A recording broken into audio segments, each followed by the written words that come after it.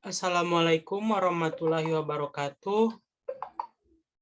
Waalaikumsalam. Waalaikumsalam warahmatullahi wabarakatuh. Pada kesempatan kali ini, kami dari kelompok 3 akan mempresentasikan materi bab 3, yaitu mengenai Pancasila sebagai sistem filsafat. Yang pertama, pengertian filsafat. Istilah filsafat berasal dari bahasa Yunani. Bangsa Yunanilah yang mula-mula bersifat seperti lazimnya dipahami orang sampai sekarang.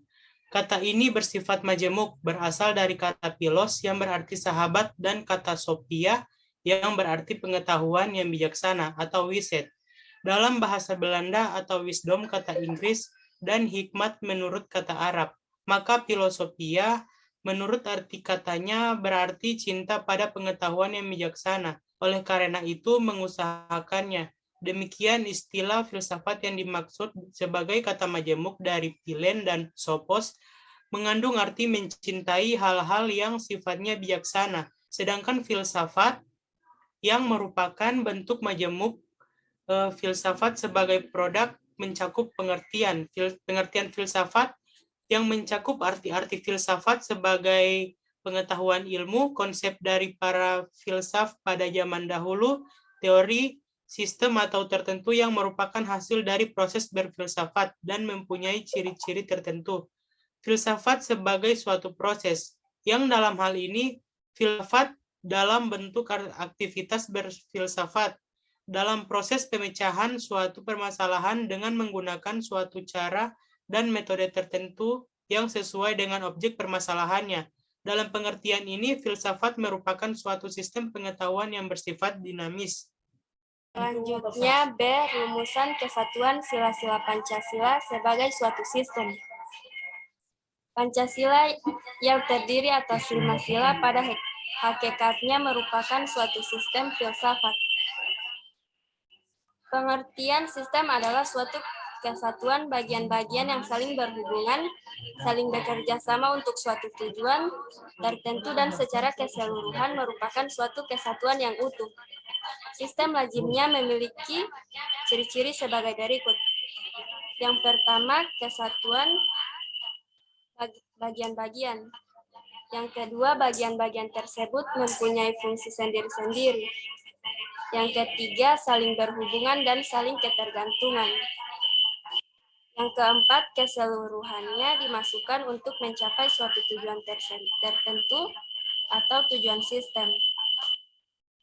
Yang kelima, terjadi dalam suatu lingkungan yang kompleks atau Short and Piaget 1974. Kesatuan sila-sila Pancasila yang pertama, susunan kesatuan sila-sila Pancasila yang bersifat organis.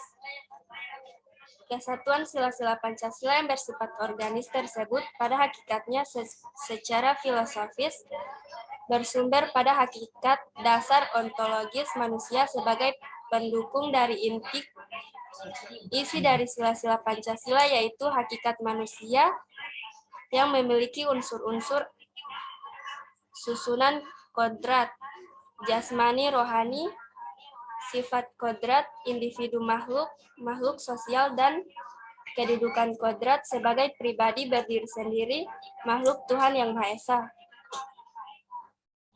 Yang kedua, susunan kesatuan Pancasila yang bersifat hierarkis dan berbentuk piramidal. Dalam susunan hierarkis dan piramidal ini,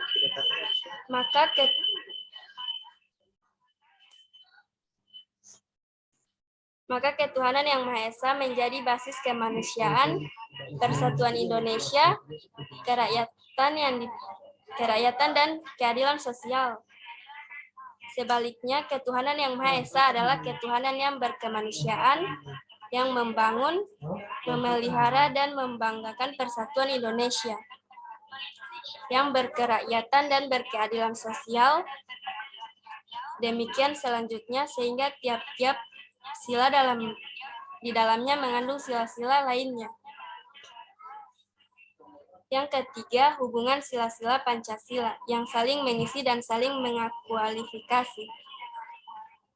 Sila-sila Pancasila sebagai kesatuan dapat dirumuskan pula dalam hubungannya saling mengisi atau mengualifikasi dalam rangka hubungan hierarkis piramidal tadi. Tiap-tiap sila mengandung 4 sila lainnya, dikualifikasikan oleh 4 sila lainnya. Untuk kelengkapan dari hubungan kesatuan keseluruhan dari sila-sila Pancasila dipersatukan dengan rumus hierarkis tersebut. C. Kesatuan sila-sila Pancasila sebagai suatu sistem filsafat.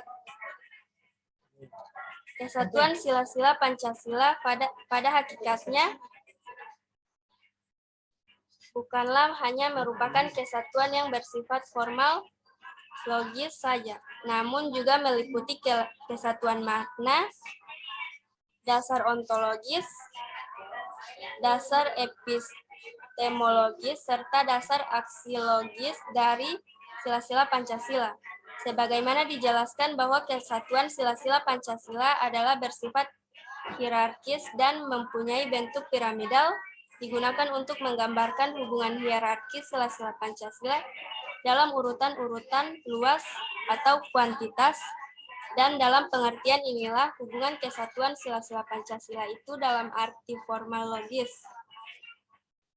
Yang pertama, dasar antropologis atau hakikat manusia, sila-sila Pancasila. Pancasila sebagai suatu kesatuan sistem filsafat tidak hanya kesatuan yang menyangkut sila-silanya saja, melainkan juga meliputi hakikat dari sila-sila Pancasila atau secara filosofis meliputi dasar ontologis atau hakikat sila-sila Pancasila. Pancasila yang terdiri dari 5 sila, setiap sila bukannya merupakan yang berdiri sendiri-sendiri, melainkan memiliki suatu kesatuan dasar ontologis. Dasar ontologis Pancasila pada hakikatnya adalah manusia yang memiliki hakikat mutlak, monopoturalis. Oleh karena itu, hakikat dasar ini juga disebut sebagai dasar antropologis. Yang kedua, dasar epistemologis atau pengetahuan, sila-sila Pancasila. Dasar epistemologis Pancasila pada hakikatnya tidak dapat dipisahkan dengan dasar ontologisnya. Pancasila sebagai suatu ideologi bersumber pada nilai-nilai dasarnya, yaitu filsafat Pancasila. Oleh karena itu, dasar epistemologis Pancasila tidak dapat dipisahkan dengan konsep dasarnya tentang hakikat manusia. Kalau manusia merupakan basis ontologis dari Pancasila, maka dengan demikian mempunyai implikasi terhadap bangunan epistemologis. Yang ketiga, dasar aksiologis atau nilai sila-sila Pancasila. Sila sebagai suatu sistem filsafat juga memiliki satu kesatuan dasar aksiologisnya, sehingga nilai-nilai yang terkandung dalam Pancasila pada hakikatnya juga merupakan suatu kesatuan. Terdapat berbagai macam teori tentang nilai dan hal ini tergantung pada titik tolak dan sudut pandangnya masing-masing. Dalam menentukan tentang pengertian nilai dan hierarkinya, misalnya kalangan materialis memandang bahwa hakikat nilai yang tertinggi adalah nilai material. Kalangan hedonis berpandangan bahwa nilai yang tertinggi adalah nilai kenikmatan. Namun dari berbagai macam pandangan tentang nilai dapat dikelompokkan pada 2 macam sudut pandang, yaitu bahwa sesuatu itu bernilai karena berkaitan dengan subjek pemberi nilai, yaitu manusia. Hal ini bersifat subjektif, namun juga terdapat pandangan bahwa hakikatnya suatu itu memiliki pada dirinya sendiri memang bernilai. Hal ini merupakan pandangan dari paham objektivisme. Nilai-nilai Pancasila sebagai suatu sistem, isi arti istilah-istilah Pancasila pada hakikatnya dapat dibedakan atas hakikatnya Pancasila yang umum, universal, yang merupakan substansi sila-sila Pancasila, sebagai pedoman pelaksanaan dan penyelenggaraan negara, yaitu sebagai dasar negara yang bersifat umum kolektif, serta realisasi pengalaman Pancasila yang bersifat khusus dan konkret. hakikat Pancasila adalah merupakan nilai, adapun sebagai pedoman negara adalah merupakan norma, adapun aktualisasi atau pengalamannya adalah merupakan realisasi konkret Pancasila. Selanjutnya, Pancasila sebagai nilai dasar fundamental bagi bangsa dan negara Republik Indonesia. Yang pertama, dasar filosofis. Dasar pemikiran filosofis yang terkandung dalam setiap sila dijelaskan sebagai berikut. Pancasila sebagai filsafat bangsa dan negara Republik Indonesia mengandung makna bahwa dalam setiap aspek kehidupan kebangsaan, kemasyarakatan, dan kenegaraan harus berdasarkan nilai-nilai ketuhanan, peri kemanusiaan, persatuan, kerakyatan, dan keadilan. Pemikiran filsafat kenegaraan bertolak dari suatu pandangan bahwa negara adalah merupakan suatu persekutuan hidup manusia atau organisasi bermasyarakatan yang merupakan masyarakat hukum, legal society. Adapun negara yang didirikan oleh manusia itu berdasarkan pada kodrat bahwa manusia sebagai warga negara sebagai persekutuan hidup adalah berkedudukan kodrat manusia sebagai makhluk hidup. Yang kedua, nilai-nilai Pancasila sebagai dasar fundamental negara. Nilai-nilai Pancasila sebagai dasar filsafat negara Indonesia pada hakikatnya merupakan suatu sumber dari segala sumber hukum dalam negara secara objektif, merupakan suatu pandangan hidup, kesadaran, cita-cita hukum, moral yang luhur, yang meliputi suasana kejiwaan, serta watak bangsa Indonesia yang pada tanggal 18 Agustus 1945 telah dipadatkan dan diabstraksikan oleh para pendiri negara menjadi 5 sila dan ditetapkan yuridis formal menjadi dasar filsafat negara Republik Indonesia. Nilai-nilai Pancasila terkandung dalam pembukaan UUD 1945 secara yuridis memiliki kedudukan sebagai pokok kaidah negara yang fundamental. Adapun pembukaan UUD 1945 yang di dalamnya memuat nilai-nilai Pancasila mengandung 4 pokok pikiran yang bila mana dianalisis maka yang terkandung di dalamnya tidak lain adalah merupakan derivasi untuk penjabaran nilai-nilai Pancasila. Selanjutnya inti-inti isi sila-sila Pancasila. Yang pertama sila ketuhanan yang Maha Esa. Sila ketuhanan yang Maha Esa ini nilainya meliputi dan menjiwai keempat sila lainnya. Dalam sila ini ketuhanan yang Maha Esa terkandung nilai bahwa negara yang didirikan adalah sebagai pengejawantahan tujuan manusia sebagai makhluk Tuhan yang Maha Esa.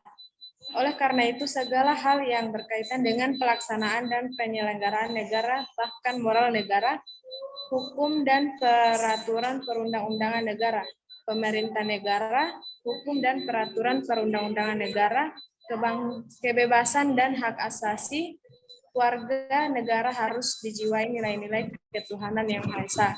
Yang kedua, sila kemanusiaan yang adil dan beradab. Sila kemanusiaan yang adil dan beradab secara sistematis didasari dan dijiwai oleh sila ketuhanan yang Maha Esa, serta mendasari dan menjiwai ketiga sila berikutnya. Sila kemanusiaan sebagai dasar fundamental dalam kehidupan kenegaraan, kebangsaan, dan kemasyarakatan. Yang ketiga, persatuan Indonesia. Nilai yang terkandung dalam sila persatuan Indonesia tidak dapat dipisahkan dengan keempat sila lainnya, karena seluruh sila merupakan suatu kesatuan yang bersifat sistematis. Sila persatuan Indonesia didasari dan dijiwai oleh sila ketuhanan yang Maha Esa dan kemanusiaan yang adil dan beradab, serta mendasari dan dijiwai sila kerakyatan yang dipimpin oleh hikmat kebijaksanaan dalam permusyawaratan perwakilan dan keadilan sosial bagi seluruh rakyat Indonesia. Keempat, kerakyatan yang dipimpin oleh hikmat kebijaksanaan dalam permusyawaratan perwakilan. Nilai yang terkandung dalam sila ini didasari oleh sila ketuhanan yang Maha Esa, kemanusiaan yang adil dan beradab, serta persatuan Indonesia dan mendasari mendasari serta rakyat Indonesia.